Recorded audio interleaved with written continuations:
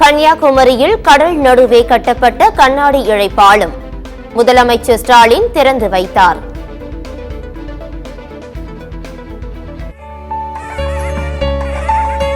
திருவள்ளுவர் சிலையையும் விவேகானந்தர் பாறையையும் இணைக்கும் கண்ணாடி இழை பாலத்தினை திறந்து வைக்கிறார்கள் நம் மாண்புமிகு தமிழ்நாட்டின் முதலமைச்சர் அவர்கள்.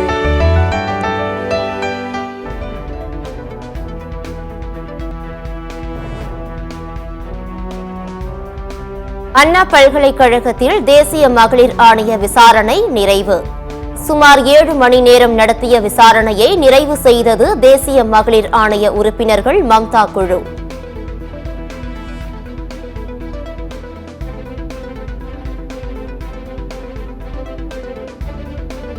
அண்ணா பல்கலைக்கழக மாணவி பாலியல் வன்கொடுமை செய்யப்பட்ட விவகாரத்தில் எஃப்ஐஆர் கசிந்த விவகாரம். ஐபிசியில் இருந்து பிஎன்எஸ் குற்றவியல் சட்டத்திற்கு மாறுவதில் ஏற்பட்ட தொழில்நுட்ப கோளாறால் எஃப்ஐஆர் கசிந்ததாக தமிழ்நாடு அரசுக்கு தேசிய தகவல் மையம் பதில்.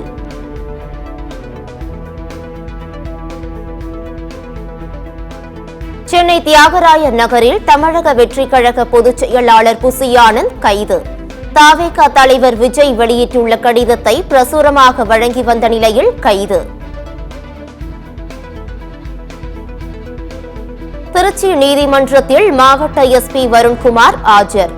நாம் தமிழர் கட்சி ஒருங்கிணைப்பாளர் சீமான் மீது நடவடிக்கை எடுக்க கோரிய வழக்கில் தமது விளக்கத்தை அளிக்க ஆஜரானார். சென்னையில் ரயிலில் கல்லூரி மாணவியை தள்ளிவிட்டு கொலை செய்த வழக்கு. குற்றவாளிக்கு தூக்கு தண்டனை விதித்து சென்னை மகளிர் நீதிமன்றம் உத்தரவு. பயிர்களுக்கான குறைந்தபட்ச ஆதார விலையை சட்டப்பூர்வ உத்தரவாதம் அளிக்க வேண்டும் என்று வலியுறுத்தி விவசாயிகள் போராட்டம். பஞ்சாப் மாநிலத்தில் பல்வேறு இடங்களில் விவசாயிகள் மறியல். போக்குவரத்து பாதிப்பு.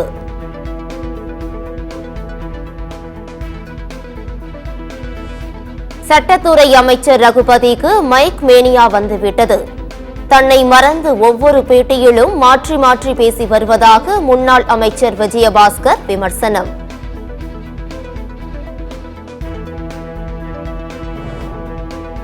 வடகிழக்கு பருவமழையில் பாதிக்கப்பட்ட விவசாயிகளுக்கு உரிய நிவாரணம் விரைவில் வழங்கப்படும். கடலூரில் வேளாண் துறை அமைச்சர் MRK பன்னீர்செல்வம் பேட்டி. புத்தாண்டு கொண்டாட்டங்களில் போது பெண்களுக்கு எதிரான குற்றங்களை தவிர்க்கும் வகையில் காவல்துறையில் 4 ஆன்டி ரோமியோ பிரிவு உருவாக்கம். புதுச்சேரி டிஐஜி சத்யசுந்தரம் பேட்டி.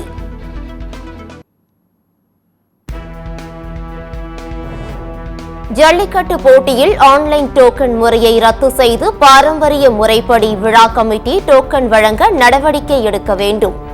முன்னாள் அமைச்சர் விஜயபாஸ்கர் மாவட்ட ஆட்சியர் அருணாவிடம் கோரிக்கை மனு. புத்தாண்டு கொண்டாட்டத்தின் போது பொதுமக்களின் பாதுகாப்புக்காக 30 சாலை பாதுகாப்பு குழுக்கள் இருசக்கர வாகனத்தில் ரோந்து செல்ல ஏற்பாடு. சென்னை மாநகர காவல்துறை தகவல்.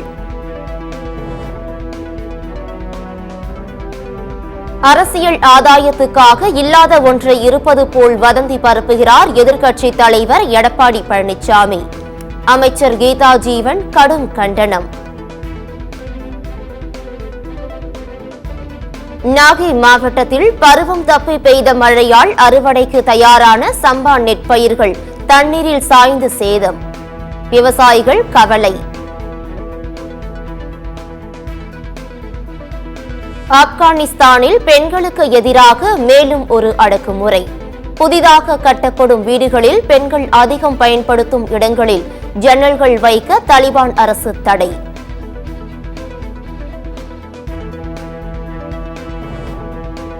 இரண்டாயிரத்து 24ஆம் ஆண்டின் சிறந்த டெஸ்ட் கிரிக்கெட் வீரருக்கான ICC விருதுக்கு இந்திய வீரர் பும்ரா பெயர் பரிந்துரை. இங்கிலாந்தின் ஜோ ரூட், ஹாரி புரூக், இலங்கை வீரர் கமின்ஸ் மெண்டில் பெயர்களும் பரிந்துரை பட்டியலில் இடம்பெற்றுள்ளதாக தகவல்.